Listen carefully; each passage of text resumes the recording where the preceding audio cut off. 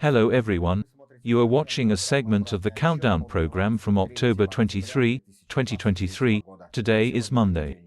View all of our programs on the Patreon resource. And thanks to everyone who is becoming our patrons right now. About the topics of the postscript program a little later, but now to the main thing. Putin's heart stopped. Professor Solovey stated this the day before. Lie with us, lie like us, lie louder than us.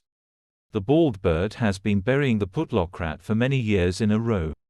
The professor's arias are always performed on Old Square, but the theme is usually the same: Putin is weak, bad, his cancer is strong, and Parkinson's is progressing. The bald man is losing weight day by day and is about to kick off his hooves. Yesterday, for example, while the real Putin's motorcade was driving around Moscow in the evening, Nightingale fed his flock with sweet songs about how Putin fell out of bed and almost went to the Kobzonarium. This case of cardiac arrest seriously alarmed the president's inner circle, despite the fact that the attending doctors had already warned that Putin was very ill and was unlikely to live until the end of autumn, said a certain anonymous SVR general, behind whom Nightingale's sharp ears stick out. At the same time, propaganda is clearly preparing the cave community for a hellish transition to heaven. Some will go to camps for isolation, at the request of Alko General Guralev, others will be assigned to the trenches through military registration and enlistment offices, and others will simply die. Now propagandists are busy with the main thing: diverting the population's attention from the growing economic crisis, which threatens the collapse of the ruble and losses at the front. Among other things, a clash with NATO and the United States loomed on the horizon.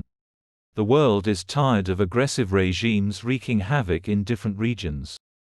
Biden, who in his recent speech united Hamas and Putin, hinted that US patience is running out, and the Russian world risks ending as ignominiously as the Islamic terrorists, who will be dealt with soon enough.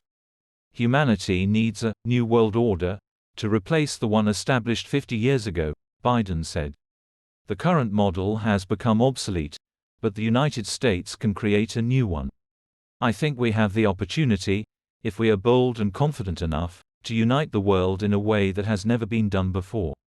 We lived in the post-war period for 50 years and everything worked damn well, but the steam ran out.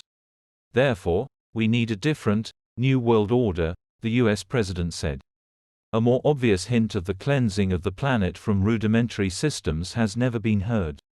A new axis of evil, Russia, Iran and China, which the United States must cope with, said Senate Republican leader Mitch McConnell.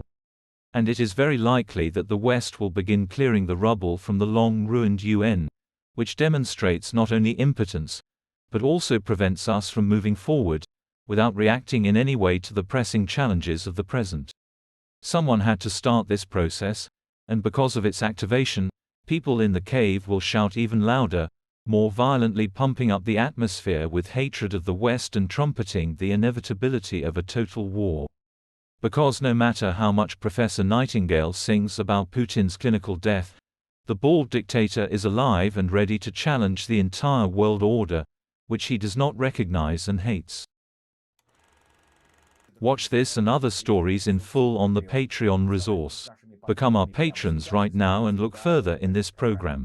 Israeli Defense Minister Yoav Gallant said the military campaign in Gaza could last several months. Despite external Allied pressure on Israel to delay the ground operation until the hostages, including foreign nationals, are freed, the IDF is preparing to carry it out. British intelligence has published data on Russia's future spending on the war with Ukraine. The furry people will be strangled by tightening their belts. Tariffs for home internet in Russia may increase by 10 to 15% in 2024, a survey of top managers of telecommunications companies showed. 82% of respondents warned about the rise in prices. Watch in the program, Postscript. The enemies inside the caves were strangled and transplanted, and just yesterday the United Patriots began to gnaw at each other, which is quite logical.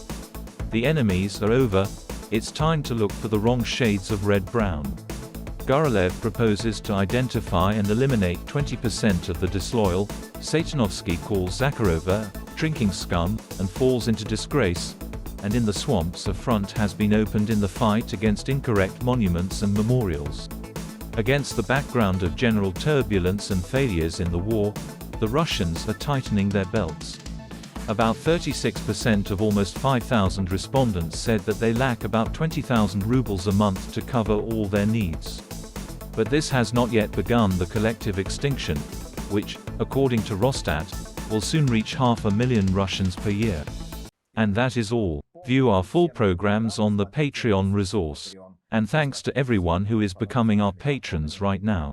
Hugs to everyone. See you on Thursday. Glory to Ukraine.